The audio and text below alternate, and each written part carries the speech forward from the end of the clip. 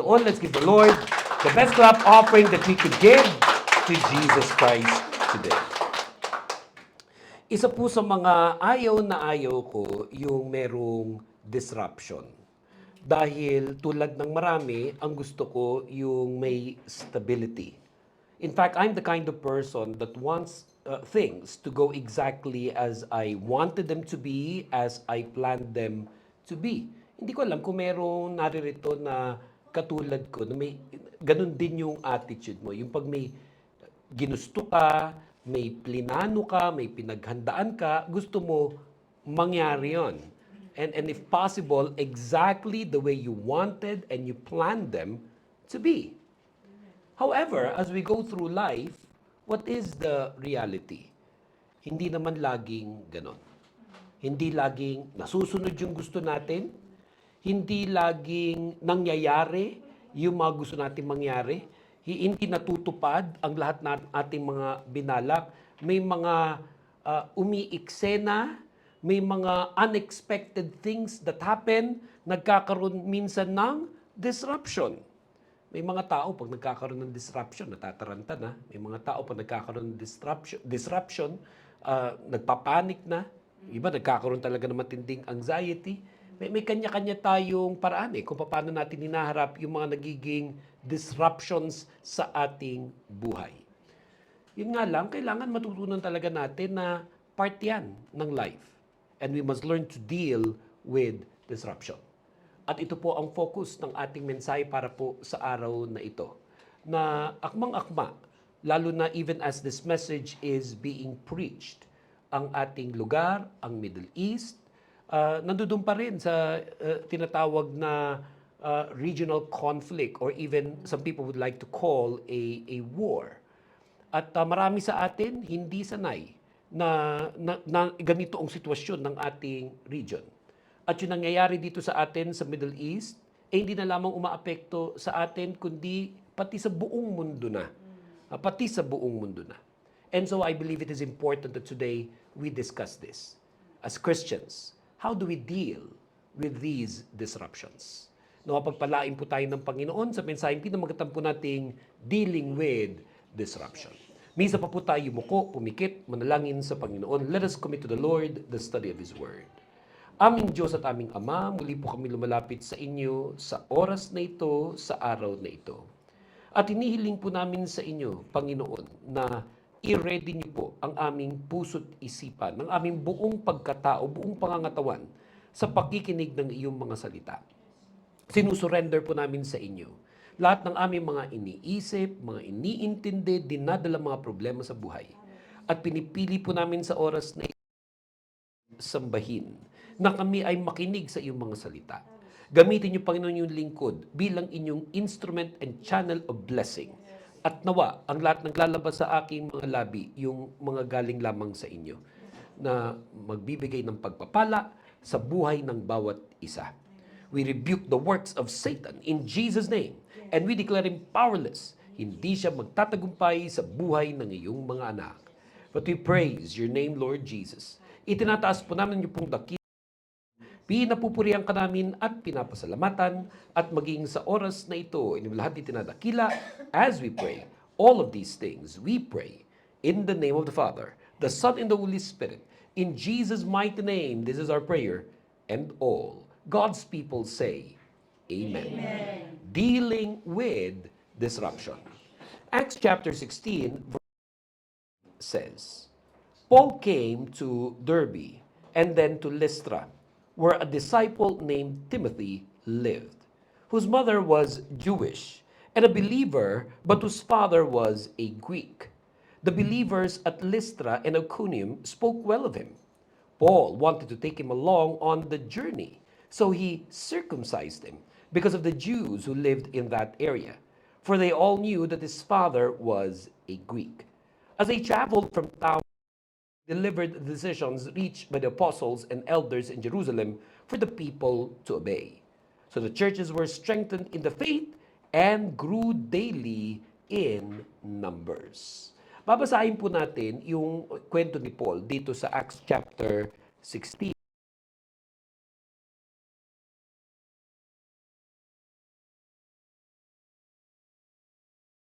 Acts 16:1. Makikita po natin kung paano hinarap ni Paul nung nagkaroon ng disruption sa kanyang buhay at ministry. Na nung panahon na yun, kahit siya at yung mga kasama niya nun, disruption sa kanilang buhay at paglilingkod sa Diyos. Ngunit bakit yung disruption? Ito yung nangyayari sa kanya. One, Paul found someone to disciple. Na nun pa man, yun, ay isang na development sa buhay ng isang Kristiyano, lalo na sa isang lingkod ng Diyos. In fact, this is something that every Christian and every servant of God is looking forward to.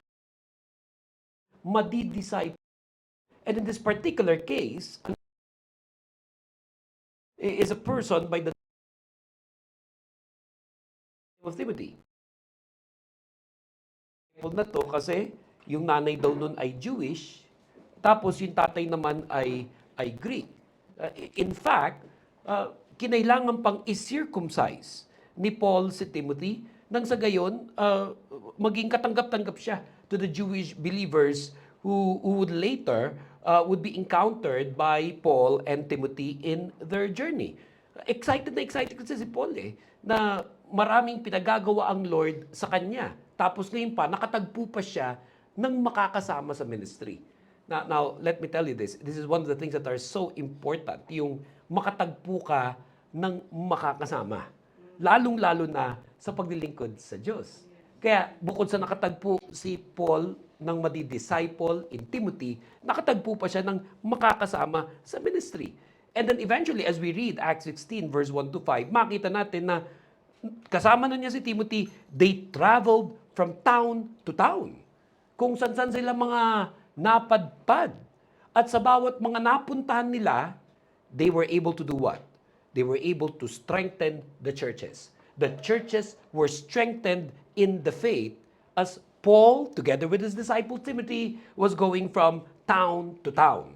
And then again, may resulta pa yun. Ang resulta nun, and the churches grew daily in numbers. Lumalago ang lahat ng kanilang mga napupuntahan. Kaya pwede mo talagang masasabi na maganda yung nangyayari kay Paul. Maganda yung nangyayari kay Paul at kay Timothy in terms of their life and their ministry.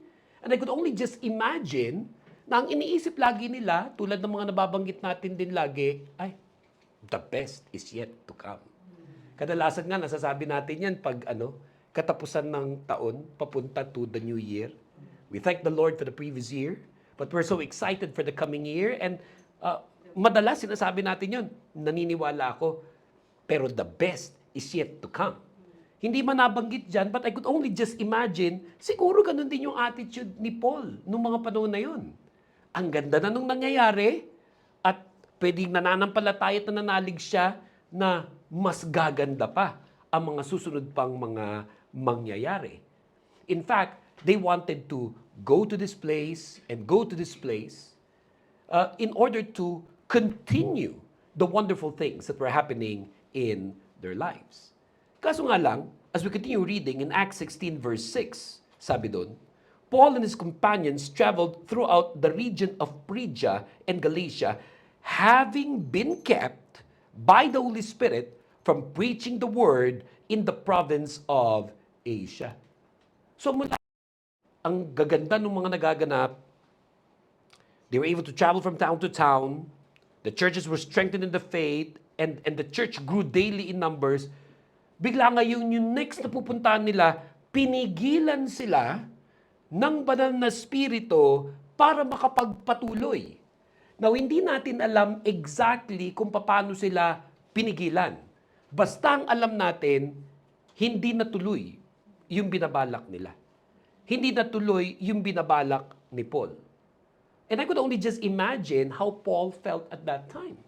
Lalong-lalo na yung binabalak naman niya, hindi naman pampersonal lang niya. Yung binabalak naman niya, hindi naman para lang sa kanyang ambisyon at lalo hindi naman tungkol sa pera yun. Tungkol pa rin yun sa ministry. He wanted to go to a particular place. Ang iniisip niya, ang pinaplano niya, dun siya pupunta. Kaso, hindi siya pinayagan ng Lord. He was kept by the Holy Spirit from preaching the word. Now, I don't know about you, but ako personally, I can honestly say, ako siguro kung nasa lugar ni Paul nito, madidisappoint ako. Baka mapapatanong pa ako, bakit? Bakit hindi niyo po hinayaan, Lord? Ang ganda naman nung hangarin ko. And not everyone is able to deal with disappointment. Lalo na pag pinag-pray mo na. Marami kasi sa atin, syempre, ang gusto natin, basta pag pinag-pray na natin, ang isasagot lang lagi ni Lord sa atin ay, yes. At pag hindi nagiging yes, yung iba, kung ano na tumatakbo sa isipan. Diba? Ang daming pwedeng tumakbo sa isipan at minsan yung mga tumatakbo sa isipan, mga mali rin. Tulad ng, ba't ganun? Ba't hindi naging yes yung sagot ni Lord? Nag-tights naman ako.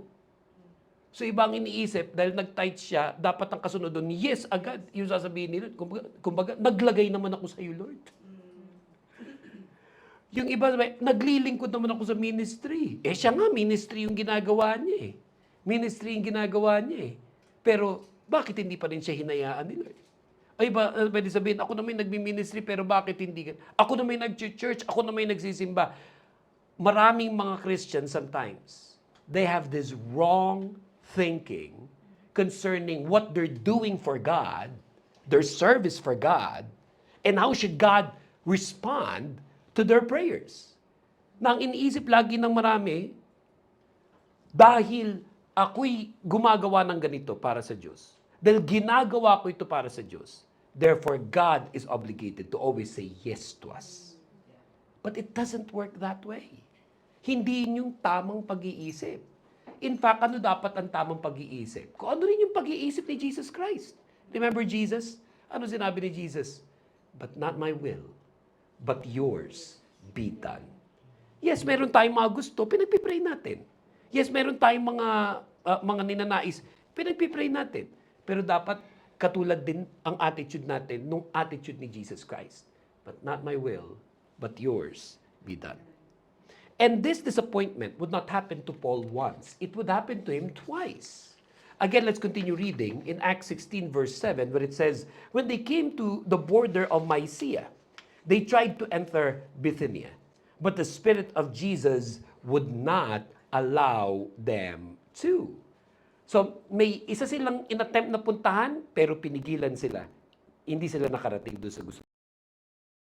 Tried another place. Tried to enter Bithynia. Anong sabi? But the Spirit of Jesus would not allow them to. Marami sa atin, ganun din. Pag hindi natuloy yung isang bagay, may iba naman tayong i-attempt na gawin. At pag-iisipin mo, wala namang masama dun that you keep on trying. Diba? Wala namang masama that you keep on trying. Minsan talaga, nag-fail sa first attempt, sa second attempt, sa third attempt. Kaya siguro, in this case, again, ano ba yung gusto gawin ni Paul? Ministry din eh. Kaya ang iniisip niya, ang gagawin ko naman para sa Panginoon. Siguro naman ibibigay na rin niya itong gusto kong mangyari, itong gusto kong puntahan. However, hindi pa rin binigay sa kanya. Nagkaroon ng disruption dun sa mga plano niya. Hindi rin natin alam exactly kung paano sila na-hinder, pero what we do know is na-disrupt yung kanilang mga plano.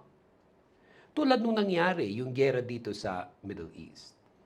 Nung pumasok yung bagong taon, nitong January of 2026, whether it's in our personal lives or dito sa buong Middle East, ang daming excited na excited para sa taong 2026. In fact, up to about the month of February, on a regional scale, masasabi na maganda ang tinatakbo ng ekonomiya ng mga bansa in the Middle East. And then, suddenly, this war happens. The United States and Israel would attack Iran. And then Iran, in retaliation to the United States and Israel, would retaliate to the American allies in the Gulf, including the countries where we live. The UAE, yung Qatar, yung Kuwait, Oman, Bahrain, and so on. And what the Americans thought would only last for 1 week has now extended to 1 month and might also extend, even as this message is being preached, to more than a few more weeks and probably up to 2 months. Ang pinagpipray ko nga, sana matapos na ito agad. Matapos na ito the soonest. Pero what can we do? These things are beyond our control. Maraming mga bagay na nangyayari ngayon sa ating kalagitnaan, sa ating mundo, is beyond our control. When this war happened, I was in the Philippines. Pabalik na ako dapat dito sa UAE. And then the airspace closed for a few days, probably even more than a week. Nung nagbukas na, kasi may isang airline lang na nagpapalipad from the Philippines to Dubai and Dubai to the Philippines, yung Emirates lang. Nagdadalawang isip din siyempre ako kung sasakay ako. Kasi kahit anong sabi nila na, ay, nai-intercept naman ng missiles. Di ba? 97% of the time, nai-intercept naman yung mga missiles. Nung pabook na ako dapat ng plane ticket, biglang nabalitaan ko nung, kakatira lang doon sa airport. So 97% daw nai-intercept. Nagkataon lang naman, nung pabook na ako, yun nga, natira yung airport mismo. Nagantay pa ako ng isa pang linggo, hanggang sa 2 linggo, hanggang sa, sabi ko, I have no choice, I have to come back to the UAE. Nung pabalik na ako sa UAE, halos lahat ng mga nakakausap ko na nasa Pilipinas, syempre isa lang ang sinasabi, huwag ka na muna bumalik, pastor. Ini-encourage nga nila ibang mga kilala nila na umalis muna ng UAE, tapos ako babalik pa ako. Diba? Tapos yung mga members natin sa church, nagme-message pa sa akin, pastor, kailan ka babalik dito? Kailan ka babalik dito? Yung parang kung nagme-message nila, parang hindi nila naririnig yung mga missile na tumitira sa kanila. Pero, pastor, kailan ka babalik dito? Para pare-pareho lang tayo dito. May missile dito. Para pare-pareho lang tayo. And finally, nag-decide ako, sige, I'll come back. Nag-book na kami ng plane ticket namin. Nung nag-book kami ng plane ticket namin, ang tanong ng mga kapatiran, ng mga kamag-anak ko, pati nanay ko, ay, ligtas ba? Safe ba? Pag tinatanong ako, ang sagot ko lang sa kanila.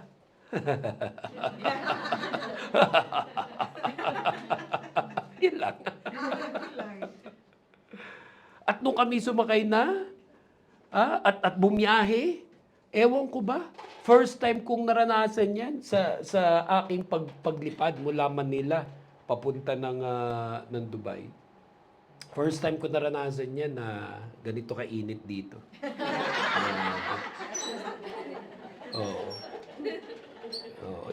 Ewan ko, may edit mo pa yan sa preaching natin. Oo.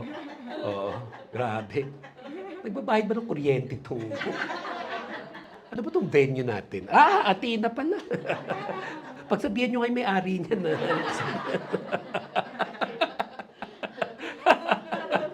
Na-miss niyo yan. First time namin naranasan yung paglipad pa lang namin, turbulent na. Ilang oras nga ba ang biyahe mula Manila to Dubai? Is it 8-9 hours? First time namin naranasan, siguro yung 9 hours na yun. 8 hours non-turbulent. Mula paglipad, nasa gitna, hanggang paglanding. Naabutan pala namin ng paglanding, bagyo. Yun yung bagyo eh. At ang pakiramdam ko talaga, lalo na nung palapit na kami sa Dubai, na parang napupunit yung eroplano sa tindi ng turbulence. May mo hirap-hirap nun. Kasi pag may turbulence, no, sa biyahe, bawal mag-toilet. Dapat naka-seatbelt lang, tapos sarado ang mga toilet. Isipin mo mula umakyat hanggang pag-landing, hindi ka tumuilet ng buong siyang na. So habang kinakabahan ka kung mapupunit yung eroplano, yung pantog mo puputok.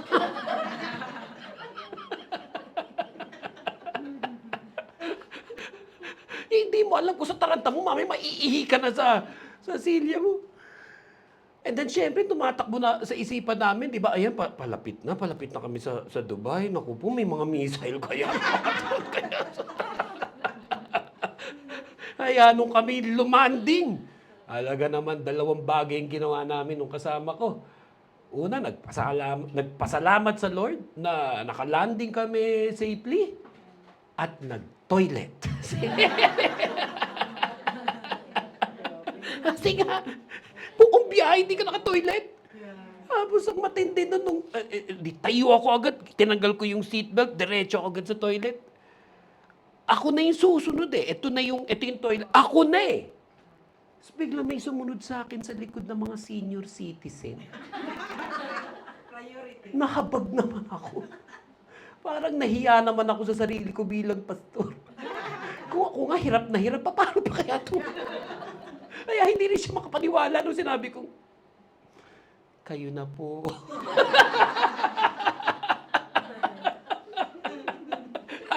sabi rin nung senior citizen, ha? Sigurado ka? Sige po, kayo na po. At syempre, dahil senior citizen, di ang tagal niya.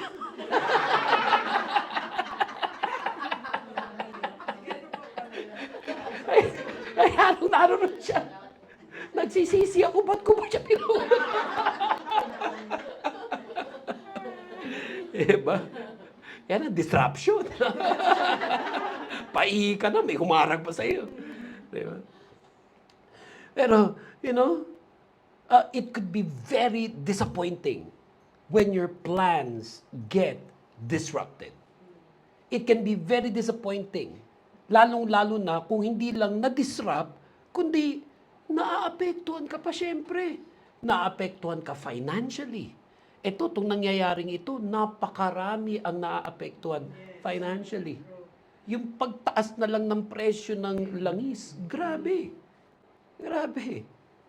Ako, sa tagal ko na dito sa Dubai, UAE, as this message is being preached, I've been here for 17 years. Nung isang gabi ko lang naranasan nung March 31 to April 1. At least, siguro dahil in the past, hindi ko naman napapansin. Pero nung March 31 ng 11:30, kakatapos ko ng dinner fellowship sa ilang kapatiran. Tapos nung pabalik na kami, sabi nung kasama ko, sabi niya, grabe yung mga pila-pila. Ay, oo nga pala, nakalimutan ko sabihin sa'yo. Sa April 1, kinabukasan, tataas din ang langis dito sa Dubai, UAE. Pero first time ko nakita, yung nakita namin nung nasa Pilipinas kami. Dahil sa Pilipinas nakita namin yun na every week, pataas ng pataas at pahaba ng pahaba ang pila bago mag-12 midnight. Akalain mo makikita mo din sa Dubai, UAE, yung eksena na yun. Tapos ayaw pa nga nung kasama ko na magpumili. Dahil ilang minutes na lang daw. Sabi, hindi, try pa rin natin. Ayaw, pumila kami. Nung malapit na kami, nag-12 midnight na.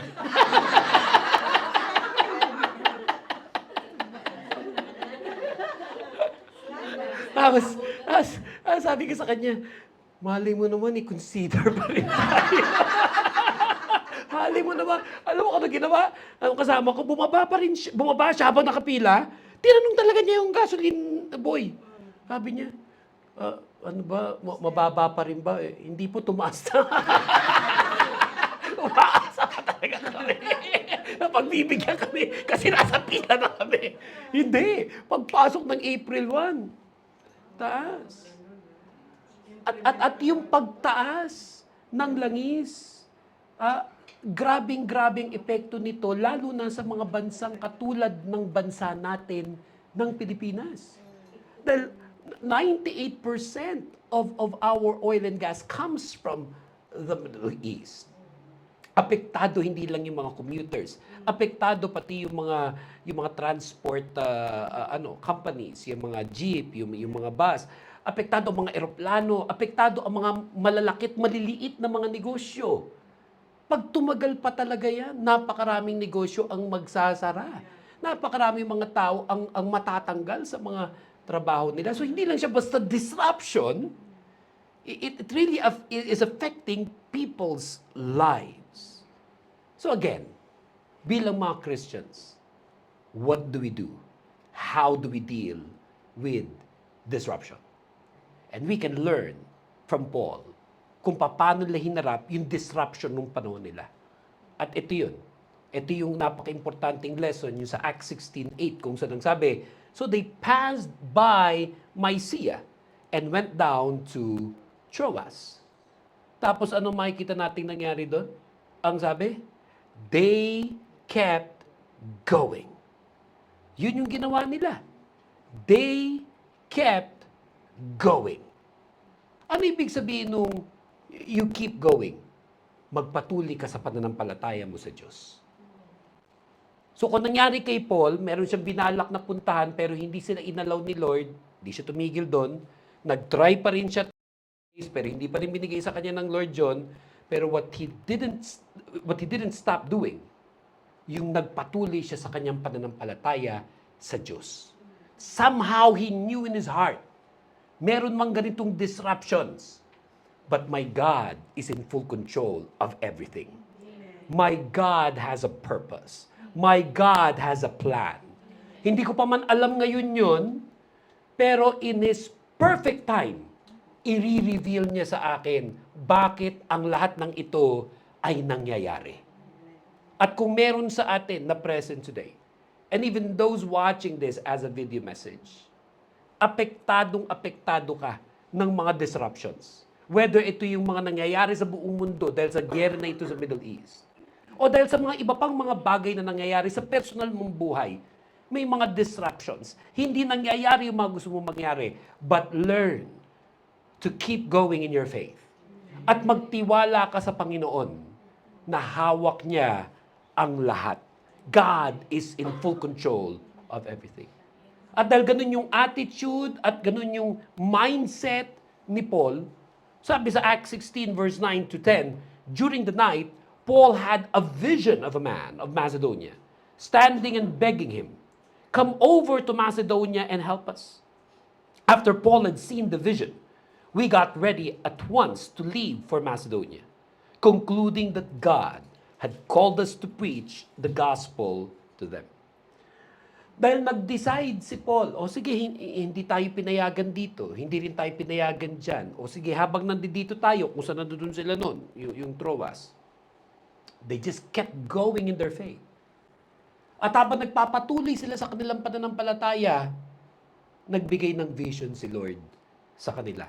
During that night, Paul had a vision.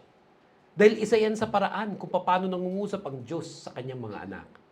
Visions, dreams, and now the Word of God through the Bible, when it is preached, pag tayo nakikinig, ang Lord ay nangungusap sa atin, His Holy Spirit is speaking to us. May mga circumstances na nagkakasunod-sunod, na nagpapaliwanag sa atin na, ito na yung gustong mangyari ng Lord sa ating buhay. Paul had a vision. During that night, Paul had a vision that a man of Macedonia standing and begging him, at ang sinasabi sa kanya, come over to Macedonia and help us. Now, I could relate to this because about 18 or 19 years ago, meron akong gustong mangyari. May gusto akong mangyari. I wanted to start a ministry, a church in Makati City. About 18, 19 years ago. Pinagpipray ko sa Lord, Lord, gusto kong magkaroon ng kakaibang church dito sa Makati. So we rented a bar, and in that bar, tuwing Saturday ng hapon, nagdadatingan ang mga musicians at mga banda na tumutugtog sa lahat halos ng mga bar sa buong Metro Manila. Every Saturday ng hapon yun, na-evangelize namin sila, naaaya namin sila, pumupun sila tuwing Sabado. Pero hindi nagtagal yun. After 1 year, I had no choice because financially, hindi ko na siya masustain. Lungkot na lungkot ako, pero wala nang magawa eh. Isaasara na lang. Tinatanong ko si Lord, Lord, ang ganda nung hangarin ko, ang ganda nung idea, pero bakit hindi nagtuloy? At habang iniisip ko ang lahat ng yon, nagre-recording ako ng aking mga kanta, nagre-record ako ng isang album. At nung rinay-record namin yung song na You Are Amazing, I was in the recording studio. And during the break, nakaidlip ako. Nung ako'y nakaidlip, nakapanaginip ako. At yung panaginip ko, isang napakalino na panaginip that I've never had in a long time. May pastor dun sa panaginip at ang sabi sa akin, Pastor Roman, welcome to Dubai. At sana mag-preach ka dito sa mga churches dito sa Dubai. It was a very clear dream. Hindi ko maintindihan paano at bakit Dubai. Dahil at that time, wala naman akong kilala dito at hindi ko rin alam paano ko makakarating dito. Pero naging malinaw sa akin kung paano naging malinaw din kay Paul na may vision na binigay sa kanya. May iba siyang gustong gawin eh. Gusto niyang puntahan ito, gusto niyang puntahan yung Bisinia. Ako naman, gusto kong magtayo ng church sa Makati. Biglang sa isang panaginip, sa isang vision, ang sinabi ng Lord sa kanya, hindi ka dyan sa mga pupunta. Pupunta ka sa Macedonia. Ako naman, gusto ko Makati. Ang sinasabi ng Lord sa akin, Middle East. Ibang M. Ang M na gusto ko, Makati. Ang M palang ibibigay niya ay Middle East. Tulad ni Paul, hindi rin alam ni Paul kung ano gagawin niya at paano niya magagawa yon. Pero may isang alam siyang dapat niyang gawin. Sumunod sa Lord. Pag nagkakaroon ng disruptions sa ating buhay, hindi pwedeng nangyayari yan na walang purpose si Lord. Keep going. Keep going to the Lord as He speaks to your life. And in the case ni Paul, ang sabi ng Lord sa kanya, pumunta ka sa Macedonia. In my case, ang sabi ng Lord sa akin, pumunta ko sa Middle East. Isang bagay yung ginawa namin pareho ni Paul. At ano yun? Sabi doon, after Paul had seen the vision, he got ready at once to leave for Macedonia. Nung nakatanggap siya ng vision, hinanda niya ang sarili niya at dumiretso siya dun sa Macedonia, concluding that God had called them to preach the gospel to the people in Macedonia. At alam nyo, ang naging resulta nung nangyaring yun, kasi yung unang plano nila, kung natuloy yun, na-confine lang si Paul sa isang lugar na ngayon ang pangalan ay Turkey or Turkiye. Kung nasunod yung plano ni Paul, dun lang magfo-focus yung ministry niya. And then Christianity would only be confined to Turkiye or Turkey. Pero dahil hindi inalaw ng Lord yung plan niya, he was able to go to Macedonia. At yan sa Acts chapter 16, makikita natin ang napakaraming mga nangyari dyan. Yan yung na-born again si Lydia, yan yung na-born again yung isang slave girl, yan yung nakulong siya, at nung nakulong siya, nung kumanta sila, nayanig yung kulungan, na-born again yung gwardiya niya at yung buong pamilya niya. Eventually, naitayo ang mga churches sa Philippi that later became yung Philippians. Natayo yung church sa Thessalonica that later became the Thessalonians. And pati yung church dun sa Corinth. Marami dun sa mga epistles, marami dun sa mga aklat natin sa New Testament nasulat. Dahil sa na-disrupt yung original plan niya. Hindi natupad yung una niyang gustong mangyari. At dahil ang nasunod, yung gustong mangyari ng Panginoon. At ang greater result of that is that eventually, kumalat ang Christianity sa buong Europe.